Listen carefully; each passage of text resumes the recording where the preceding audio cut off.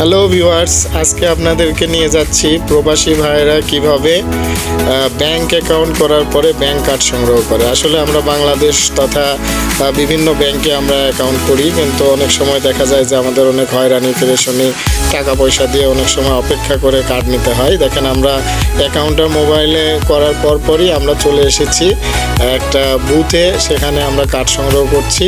Card সংগ্রহ করতে গেলে কয়েকটি ধাপে কাজ করতে হয়। প্রথমে আপনার ইকামা নাম্বার, যেটা দিয়ে আপনাদের অবশ্যই ইকামার মেয়াদ থাকতে হবে, সেটা দিয়ে রেজিস্ট্রেশন করবেন এবং ইকামা নাম্বার দেওয়ার পাশাপাশি আপনার ফোন নাম্বারে একটি ওটিপি যাবে।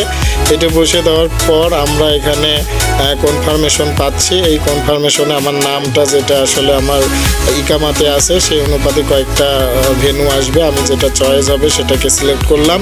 এরপর ফিঙ্গার দিতে হয়। ফিঙ্গার দিয়ে কিছুক্ষণ অপেক্ষা করলেই আমরা আমাদের কাঙ্ক্ষিত একটি ব্যাংক কার্ড পেয়ে যাচ্ছি। আর প্রবাসী ভাইরা মনে রাখবেন, আপনারা অবশ্যই ব্যাংক কার্ড যদি প্রত্যেকেই রাখি, তাহলে আমাদের আর্থিক একটি নিরাপদ লেনদেন হবে এবং আমরা এই স্টেটমেন্টের দ্বারা আমরা আদারওয়াইজ বিভিন্ন কান্ট্রিতে কে না ভিজিটে যেতে চাই, তাহলে এই স্টেটমেন্টের উপরে আমরা ভিজিট ভিসা পাবো। সো প্রবাসী ভাইরা, আমাদের দেখেন ব্যাংক কার্ডটি আমার ছোটো ভাইয়ের হাতে চলে এসেছে। সে অনেক খুশি কার্ড পেয়ে এখন এখান থেকে একটা লিমিটেশনের মাধ্যমে সে লেনদেন করবে। এখন আমরা ব্যাংক কার্ড যেহেতু পেয়েছি, আমরা চাচ্ছি এই কার্ড দিয়ে প্রথমে আইসক্রিম কিনে খাবো। আমরা আইসক্রিম পছন্দ করি খুব, আমরা আইসক্রিমের দোকানে চলে এসেছি।